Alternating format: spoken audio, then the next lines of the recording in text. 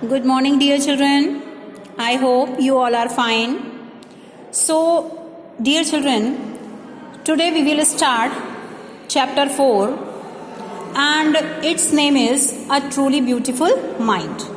Do you know the meaning of a truly beautiful mind, children? No? Okay. Truly beautiful mind means a person who has a very innovative, creative brain inside. Is it? Means एक ऐसा person जिसके अंदर एक बहुत ज़्यादा creative mind हो, जो कुछ ऐसा कर सके जिससे कि उसके आइडियाज़ जो हैं वर्ल्ड में रिवोल्यूशन ला सकें, चेंजेस ला सकें. Is it? Dear children, in this chapter we will read about Albert Einstein, who was the greatest scientist of the 20th century, जिनको कि हम 20th century का एक महान साइंटिस्ट मानते हैं और जानते भी हैं. So let's begin the summary of this chapter. Albert Einstein's birth. अब as we will start to discuss this chapter, we will read about the birth of Einstein. हम आइंस्टीन का जन्म कहाँ हुआ, कैसे हुआ, कब हुआ, we will read all these things inside it. हम इसके अंदर वो सारे चीज़ें पढ़ेंगे. Albert Einstein was born on 14 March 1879 in a German city named Ulm. Albert Einstein जो थे, इनकी बर्थ, इनका जन्म कहाँ हुआ था, कहाँ बॉर्न हुए थे ये?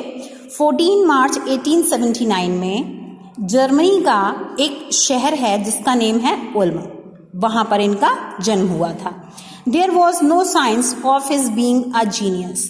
वहाँ पर कोई भी ऐसा साइन मीन सिंबल, चिन्ह नहीं था of his being a genius, कि वो जो है जीनियस हैं. His mother regarded him as a freak. Here the meaning of freak is fool, और you can say a person who is not just like others. उनकी माँ जो थी उनको फ्रीक कहती थी. क्यों? क्योंकि वो दूसरे बच्चों जैसे नॉर्मल नहीं थे. He was unable to speak even at the age of 2.5. Means Einstein जो थे वो 2.5 ईयर्स के भी हो चुके थे, लेकिन तब तक भी वो ठीक तरीके से बोल नहीं पाते थे. वेन ही स्टार्टेड स्पीकिंग, और जब इन्होंने बोलना शुरू किया, ही स्पोक एवरीथिंग ट्वाइस. और जब 2.5 ईयर्स के बाद इन्होंने थोड़ा थोड़ा बोलना भी शुरू किया, तब ये क्या करते थे, ये एक ही वर्ड को 2 बार बोलते थे. ही did not enjoy the company of friends. इनको जो है दोस्तों के साथ में रहना पसंद नहीं था. His friends called him brother boring. इनके फ्रेंड्स जो थे वो इनको ब्रदर बोरिंग बुलाते थे. Brother boring in this sense कि जो एक सेम ग्रुप के बच्चे होते हैं, वो जो भी एक्टिविटीज़ या नॉटीनेस करते हैं, आइंस्टीन में कि कोई भी ऐसी एक्टिविटीज नहीं थी. At a school he did not do well. इनके चाइल्डहुड में जब ये बच्चे थे तो इनकी परफॉर्मेंस जो थी वो स्कूल में बहुत ज़्यादा अच्छी नहीं थी. A headmaster declared that he would never make a success at anything. और इनके जो हेडमास्टर थे, स्कूल के जो हेड टीचर थे, उन्होंने ये डिक्लेयर कर दिया था, उन्होंने ये सबसे कह दिया था कि आइंस्टीन जो हैं वो अपने भविष्य में किसी भी चीज़ में इनको कभी भी कोई सफलता नहीं मिलेगी. Clash with teachers means teachers से लगातार किसी ना किसी बात पर इनका मतभेद रहना.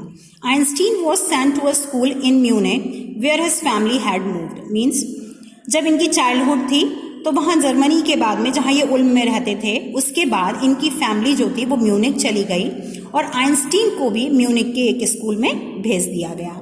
He scored good marks in every subject. वहाँ इनमें थोड़ा इम्प्रूवमेंट आया और सारे सब्जेक्ट में इन्होंने अच्छे मार्क्स स्कोर किए. However he had no regard for old kind of teaching and regimentation. इनमें जो था किसी भी पुराना जो टीचिंग मेथड था या जो रूल्स और रेगुलेशंस थे उसके लिए ये कोई भी रिगार्ड नहीं रखते थे, कोई भी उनका रिस्पेक्ट नहीं करते थे. सो ही क्लैश्ड विद हिज टीचर्स. इसलिए इनका हमेशा ही अपने टीचर्स से क्या था, किसी ना किसी बात पे क्लैश होता रहता था. किसी ना किसी बात पे इनके टीचर्स इनको स्कोल्ड करते थे और ये अपने टीचर्स की बात नहीं मानते थे. He was brilliant in maths. ये मैथमेटिक्स में जो थे जीनियस थे, सुपर्ब थे. Disgusted with his school he left it for good. अब क्या था, अपने स्कूल के द्वारा जब इनको डिसअप्रूवल कर दिया गया, मीन्स स्कूल वालों ने इनको वहाँ रहने की परमिशन नहीं दी, तब इन्होंने बेटरमेंट के लिए इन्होंने सोचा कि स्कूल को छोड़ दिया जाए, यही इनके लिए अच्छा है। Education is in A university, और तब तक ये स्कूल की एजुकेशन पूरी करके अब क्या था, आइंस्टीन की यूनिवर्सिटी की एजुकेशन कैसे रही। He was able to continue his study at a university in Zurich.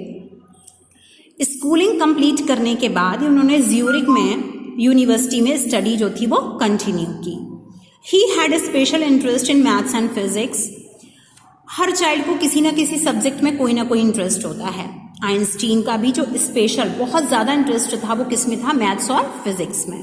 He fell in love with a fellow student Mileva Maric. अब क्या था, जब ये यूनिवर्सिटी में अपनी स्टडीज़ कर रहे थे उसी टाइम में इनकी एक साथी स्टूडेंट थी, इनकी क्लासमेट स्टूडेंट थी मिलेवा मैरिक, जिनसे कि ये प्यार करने लगे। Who was a Serb, जो कि एक सर्बियन गर्ल थी। At the age of 21 he got his first university degree,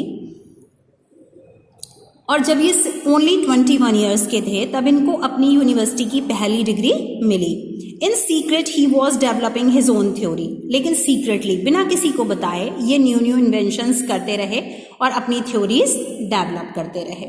theory of relativity. अब रिलेटिविटी की थ्योरी क्या है, अकॉर्डिंग टू आइंस्टीन के अकॉर्डिंग इन 1905 में Einstein published A paper entitled special theory of relativity. Einstein ने paper में अपनी एक आर्टिकल पब्लिश किया और उसमें क्या था, special theory of relativity. Relativity की स्पेशल थ्योरी क्या थी, अकॉर्डिंग टू हिज थ्योरी, और उनकी थ्योरी के according time and distance are not absolute. समय और दूरी जो है वो हमेशा एक से नहीं रहते। फॉर एग्जाम्पल, उदाहरण के लिए, two perfectly accurate clocks will not show the same time even if they come together after the same journey. Means इन्होंने एक बहुत ही ब्यूटीफुली एग्जाम्पल दिया। वो एग्जाम्पल क्या था, इन्होंने कहा कि आप 2 क्लॉक्स को ले लीजिए, वो भी बिल्कुल ठीक एक साथ समय नहीं बता सकती, जबकि उन्होंने अपनी जर्नी एक साथ पूरी की है सेम डिस्टेंस से। From this came the famous formula of the relationship between mass and energy. और ये जो था फेमस फॉर्मूला कहाँ से आया, जो कि एक रिलेशनशिप का है, वो किसके बीच की रिलेशनशिप है, मास और एनर्जी के बीच की relationship. E is equal to mc square. Here E stands for energy, m for mass and c for the speed of light in a vacuum which is about 3 lakhs kilometers per second. Einstein's personal life. अब Einstein की personal life कैसी थी, अभी तक तो हमने बात की उनके इन्वेंशन और उनकी थ्योरी की। Now we will talk about Einstein personal life. Einstein का अपना जो व्यक्तिगत जीवन था वो कैसा था। Einstein was working on the most difficult problems of physics. Einstein जो थे फिजिक्स की जो सबसे ज़्यादा मुश्किल जो टॉपिक्स थे उन पर वर्क कर रहे थे। His personal life was ill at ease. उनकी पर्सनल लाइफ जो थी उसमें भी बहुत सारी परेशानियां थी। His mother opposed his marriage to Mileva Maric. Einstein की मदर जो थी वो कभी भी इस बात से खुश नहीं थी कि वो मिलेवा मैरिक से उन्होंने शादी की, because she thought she was too old for him, क्योंकि उनका मानना ये था कि मिलेवा मैरिक जो थी वो उनसे बहुत ज़्यादा बड़ी थी। However Einstein and Mileva Maric got married and had 2 sons. फिर भी आइंस्टीन ने क्या किया, मिलेवा मैरिक से शादी की और उनके 2 बेटे भी थे। बट देयर मैरिज फेल्ड, लेकिन उनकी शादी जो थी वो बहुत ज़्यादा समय तक नहीं चल सकी एंड दे वर डाइवोर्स्ड इन 1919। और उसके बाद 1919 में इन्होंने डाइवोर्स ले लिया। Einstein married his cousin Elsa in the same year. और उसी साल आइंस्टीन ने अपनी कज़न, उनकी जो कज़न सिस्टर एल्सा थी, उससे शादी कर ली। Honoured with the Nobel prize. अब क्या था, आइंस्टीन को नोबेल प्राइज का मिलना। इन 1915 Einstein published his general theory of relativity, got world fame and received the Covetous Nobel Prize in 1921. अब क्या था, 1915 में जब आइंस्टीन ने रिलेटिविटी की जनरल थ्योरी पब्लिश की, जिसको कि वर्ल्ड फेम मिली, मीन्स पूरी दुनिया में जिसको बहुत ज़्यादा अप्रिशिएट किया गया, उसके एप्रिसिएशन के बाद में उनको वर्ल्ड लेवल का जो सबसे ज़्यादा ऑनर्ड प्राइज़ होता है नोबेल प्राइज़, वो उनको 1921 में उनकी उस जनरल थ्योरी ऑफ रिलेटिविटी के लिए दिया गया। And eclipse of the sun in 1919 proved that his theory was correct. और 1919 में जो इक्लिप्स आया मीन्स जो ग्रहण पड़ा उसने उनकी जो थ्योरी थी उसको पूरी तरह प्रूव कर दिया. Emigrated to America. अब ये अमेरिका कैसे गए? When the Nazis came to power in Germany, जब जर्मनी में नाजी पार्टी जो थी उनकी एग्जिस्टेंट हो गई, वो रूल करने लगे, सारी पावर उनके हाथ में आ गई. Einstein emigrated to America. Einstein जो थे वो जर्मनी से अमेरिका चले गए. Out of fear of the Nazis making atom bombs using Einstein's theory, America made the atom bomb. अब क्या था? Nazis making atom bomb. Einstein की जो थ्योरी थी उसका इस्तेमाल करके नाजीज ने जो एटम बॉम्ब बनाया, उसके डर को दूर करने के लिए बाहर जा कर के अमेरिका ने भी एटम बॉम्ब बनाया. Einstein was quite upset. Einstein जो थे उन एटम बॉम्ब्स के कंस्ट्रक्शन के बाद बहुत ज़्यादा परेशान हो गए. ऑन अगस्त 2, 1939 और 2 अगस्त 1939 में he wrote to president Franklin D Roosevelt that a single atomic bomb could destroy the whole part of the world. जबकि वो बहुत ज़्यादा परेशान हो गए कि उनकी थ्योरी का फ़ायदा उठाकर लोग एटम बम बना रहे थे, तब उन्होंने अमेरिका के प्रेसिडेंट फ्रैंकलिन डी रोजवेल्ट को एक लेटर लिखा और जिसमें उन्होंने लिखा कि एक सिंगल एटॉमिक बॉम्ब जो है वो इस पूरी दुनिया को क्या कर सकता है? डिस्ट्रॉय कर सकता है, नष्ट कर सकता है. His warning was ignored. लेकिन उनकी वार्निंग पर कोई भी ध्यान नहीं दिया गया. America developed the bomb secretly and dropped one on Hiroshima and one on Nagasaki in Japan during the world war 2. उनकी बात को नजरअंदाज करते हुए अमेरिका ने जो बॉम्ब बनाए उसको उन्होंने चुपचाप से बॉम्ब बना लिए और उसके बाद सेकेंड वर्ल्ड वॉर के दौरान अमेरिका ने एक बॉम्ब हिरोशिमा और दूसरा नागासाकी जो कि जापान में है उस पर गिराए. Work for piece.